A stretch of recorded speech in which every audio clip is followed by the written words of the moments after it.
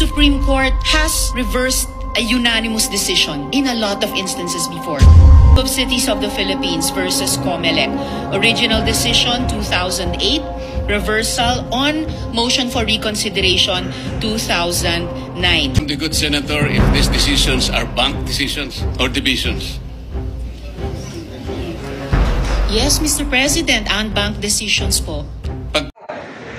Stop.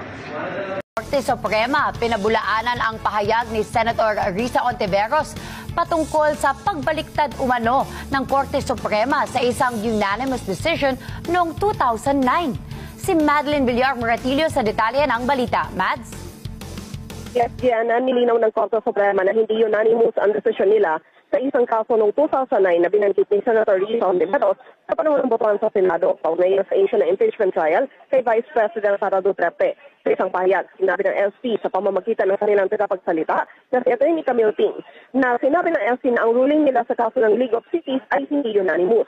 Sabi ni Ting, hindi nila alam kung saan nagkuha ni Hontiveros ang claim nito na ang desisyon nila unanimous. Ayon nila, para sa mga kopya ng desisyon at resolusyon, pwede itong tignan sa Supreme Court e-Library o Philippine Reports. Sa botohan sa Senado, sinabi ni Hontiveros na may mga pagkakataong biniligtad ng SP ang kanilang unanimous decision, kagaya na lang sa League of Cities versus COMELEC na biniligtad umano ang desisyon noong 2009 nang mayroong maghain ng motion. Nako po, Madam Risa Hontiveros.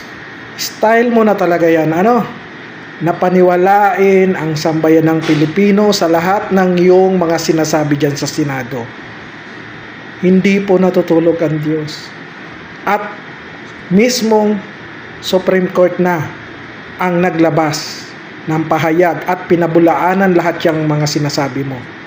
Ano pong masasabi mo dyan, Madam Risa Hontiveros? Di ba isa yung pagsisinungaling sa sambayan ng Pilipino? Tapos sasabihin nyo, accountability ang hinahanap ng sambayan ng Pilipino kay BP Inday Sara.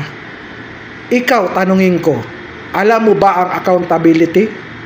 Yung bagay lang nga, nagsisinungaling ka na at niloloko mo ang sambayan ng Pilipino.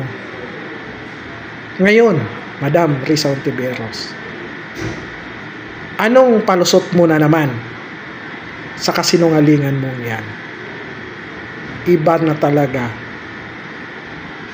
Only in the Philippines talaga